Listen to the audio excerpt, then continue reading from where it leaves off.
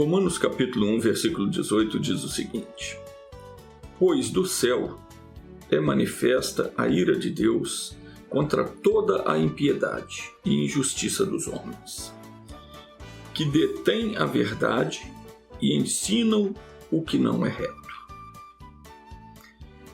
Efésios capítulo 5, versículo 6, o apóstolo Paulo disse: Ninguém vos engane com palavras destituídas de sabedoria, porque é justamente devido a esse comportamento que a ira de Deus vem sobre os filhos da desobediência.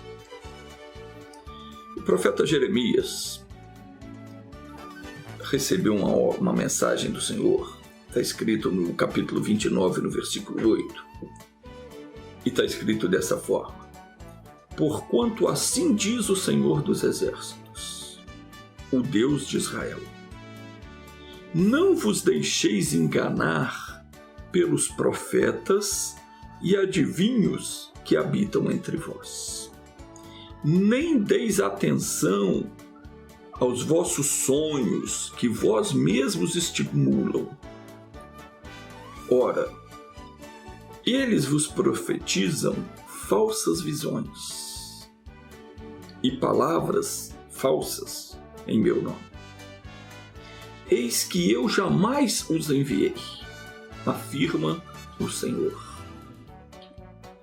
No livro de Hebreus, capítulo 13, versículo 9, o apóstolo Paulo ainda advertiu dizendo o seguinte: Não vos deixeis influenciar pelas várias doutrinas e heresias, porque o mais importante é fortalecer o coração pela graça e não por alimentos cerimoniais, os quais não podem produzir qualquer benefício real para aqueles que neles confiam. No livro de Romanos, capítulo 1, versículo 19 ao 32, tem uma declaração muito séria que Deus faz a respeito daqueles que não se interessam em conhecer a Deus e que se desviam seguindo seus próprios corações. Diz o seguinte: Portanto, o que de Deus se pode conhecer, neles se manifesta, porque o próprio Deus lhe manifestou. Pois desde a criação do mundo, os atributos invisíveis de Deus, o seu eterno poder, a sua natureza divina, têm sido observados claramente, podendo ser compreendidos por intermédio de tudo que foi criado. De maneira que tais pessoas não têm desculpa, porquanto, mesmo havendo conhecido a Deus, não o glorificaram como Deus e nem lhe renderam graças. Ao contrário, os seus pensamentos passaram a ser levianos, imprudentes, e o coração insensato deles se tornou em trevas. Essas pessoas que não têm respeito pelas coisas de Deus, não se importam, diz que Deus não existe e nem procuram saber, não procuram dar atenção ao que Deus diz. Sobre essas pessoas, a ira de Deus permanece. Porque elas, mesmo tendo conhecido a Deus, mesmo vendo em tudo, no ar que ela respira e em tudo que a rodeia, sabe que aquilo ali foi criado por Deus, porque ninguém é capaz de fazer isso. Não tem como elas se desculparem, e ainda assim elas, mesmo conhecendo a Deus, sabendo que é real, não o glorificam como Deus. Continua dizendo o seguinte: dizendo-se sábios, tornaram-se loucos. Trocaram a glória do Deus imortal e incorruptível por imagens que eles próprios fizeram, conforme a semelhança do ser humano, que é mortal e corrupto, e assim como de pássaros, quadrúpedes e répteis. Vemos aí quantas religiões hoje têm criado imagens de escultura feito coisas semelhança de homens, como no passado fizeram um boi para adorar, e há locais que até adoram esses animais, dizendo que aquilo é o Deus. Que coisa absurda! Estão trocando a glória do Deus imortal e incorruptível por imagem que eles próprios fabricam para eles adorarem. Por esse motivo, diz a Escritura, por esse motivo, Deus os entregou à perversidade e permitiu que seguissem segundo as vontades pecaminosas do seu coração, para desonrarem os seus próprios corpos entre si. E é isso que nós estamos vendo hoje. Porquanto trocaram a verdade de Deus pela mentira, adoraram e serviram a criatura em lugar do Criador, que é bendito para sempre. E por esta razão, Deus os entregou às paixões infames e vergonhosas, porque até suas mulheres trocaram suas relações sexuais naturais por outras, contrárias à natureza. De igual modo, os homens também abandonaram as relações sexuais naturais com suas mulheres e se inflamaram em sua sensualidade, uns para com os outros, varão com varão, cometendo torpeza e recebendo em si mesmos a devida recompensa do seu erro. Provérbios 26:2 diz que a maldição sem causa não virá. E tem muita gente aí morrendo de uma praga que veio sobre a pessoa justamente por estar na prática desse pecado. Você está me entendendo? Continuando aqui no versículo 28, diz assim: além do mais, considerando que desprezaram o conhecimento de Deus, Ele mesmo os entregou a um sentimento depravado, para fazerem coisas que não convêm.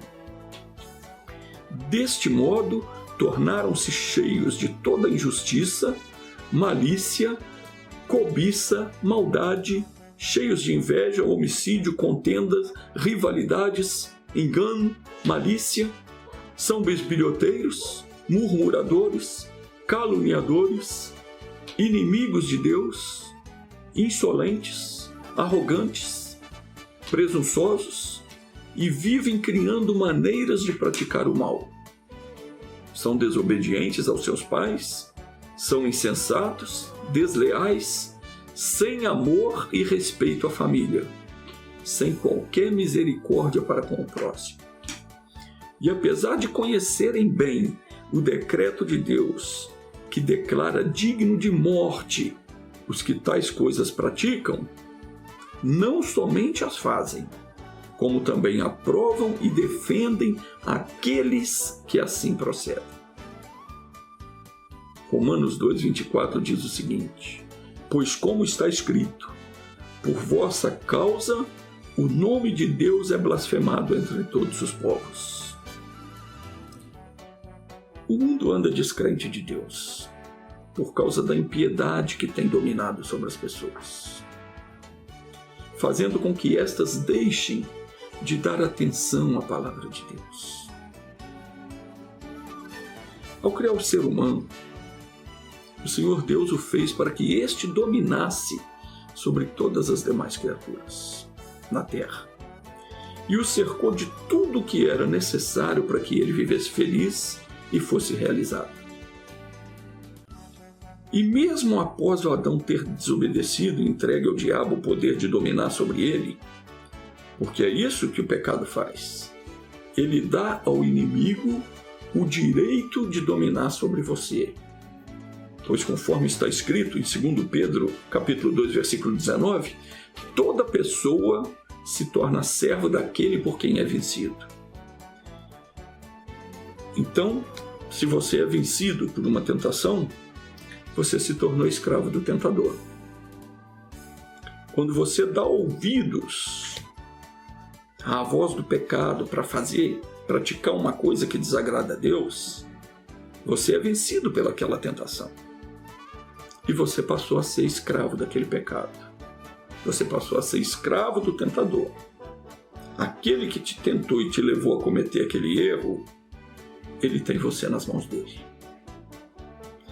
Mas voltando aqui, mesmo após Adão ter pecado, Deus enviou Jesus, o qual, de acordo com o Apocalipse, capítulo 1, versículos 5 e 6, em seu sangue nos lavou dos nossos pecados e nos fez reis e sacerdotes para Deus. Não há uma só pessoa que, ao receber o Senhor Jesus, não é feita rei e sacerdote. Quando você ouve a palavra de Deus, que é Jesus, e nela crê, e a recebe no coração, você está recebendo Jesus. E você se torna para Deus rei, isso é, a partir daquele momento é você quem vai determinar como vai ser a sua vida. Para Deus você foi feito rei, e isso por Cristo Jesus. Ele, Jesus, te dá autoridade para decidir como será a sua vida. A palavra final passa a ser sua. É você quem passa a dar as ordens do seu mundo. Aquilo que você determinar no seu reino, isso é, na sua casa, na sua família e sobre tudo que te pertence, tudo aquilo que está sob a sua autoridade, isso será feito. O que você determinar é que vai ser feito. E você também se torna um sacerdote, ou seja, você passa a ter livre acesso ao Pai. Sempre que for necessário, você pode chegar diante de Deus em oração, pedir o que quiser e Ele vai lhe atender. Jesus disse em João 14,13, tudo quanto determinar em meu nome eu o farei. Mas por que isso não tem funcionado com todos os que dizem crer em Jesus? Provérbios 16:12 diz: abominação é para os reis o praticarem a impiedade, porque com justiça se estabelece o trono. Nós fracassamos quando damos lugar para a impiedade no nosso coração e deixamos de praticar a justiça. O que é praticar a justiça? É praticar aquilo que nós aprendemos na palavra de Deus. É fazer aquilo que Deus mandou você fazer. É crer que você pode aquilo que Ele disse que você pode. Em nome dEle, é claro, porque Ele disse, sem mim nada podeis fazer. Praticar a justiça é tomar posse daquilo que Ele te prometeu. Por exemplo, está escrito que Ele, Jesus, foi ferido por causa das nossas transgressões e esmagado por causa das nossas iniquidades. E o castigo que nos traz a paz estava sobre Ele, e pelas suas pisaduras fomos sarados. Então vamos supor que a pessoa fez coisas muito erradas no passado, mas ela já se arrependeu e foi perdoada. Mas o diabo insiste em usar isso para acusá-la e tirar a paz dela. Se essa pessoa aceitar esse pensamento, ela está dando lugar à impiedade. Mas se ela pegar o que está escrito e mandar que o diabo vá embora com os pensamentos dele, porque ela agora é nova criatura, e o castigo que caberia a ela por ter feito tais coisas foram colocados sobre Jesus, e então ela mandar aquele mal embora, ela estará praticando a justiça. E então o reino dela estará sendo estabelecido, estará sendo firmado.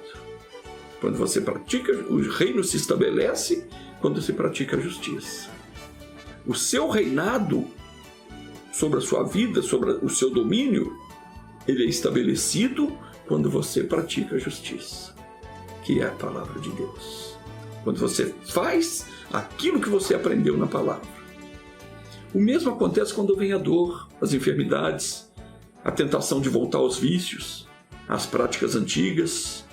O seu reino, a firmeza do seu trono, vai depender de como você vai agir diante de cada situação. Todo aquele que recebe Jesus e crê naquilo que está escrito na Bíblia se torna um membro do corpo de Cristo.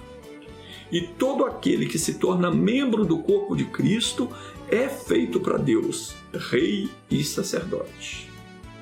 E todo aquele que para Deus foi feito rei e sacerdote tem de praticar a justiça, pois se não o fizer, o seu reino não se firmará. Quando o inimigo decidir lhe fazer algum mal, se você não tiver confirmado como rei, ele vai conseguir te atingir. Se o seu trono não estiver firme ali, se você não praticar a justiça para estabelecer o seu trono, o seu domínio sobre o seu reino, sobre aquilo que te pertence, o inimigo vai conseguir te atingir. E você não vai poder fazer nada.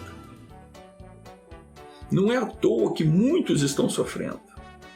O Senhor afirmou por intermédio do profeta Oséias que a causa do seu povo sofrer é a falta de conhecimento. Assuma o seu reinado. Leia a Bíblia. Conheça os seus direitos em Cristo. Tome posse do que te pertence. Não se submeta mais aos caprichos do inimigo. E ele vem sempre na hora que você menos espera. Jesus disse que, se o dono da casa soubesse a que hora havia de vir o ladrão, ele vigiaria e não deixaria minar a sua casa. Fique ligado na palavra de Deus. Vigie a tua vida. Se você quiser fazer alguma crítica, algum comentário, ou tiver alguma dúvida sobre o que eu falei, sobre os meus vídeos, fique à vontade para comentar. Anota também o meu e-mail pessoal se você quiser falar comigo em particular. Deus te abençoe.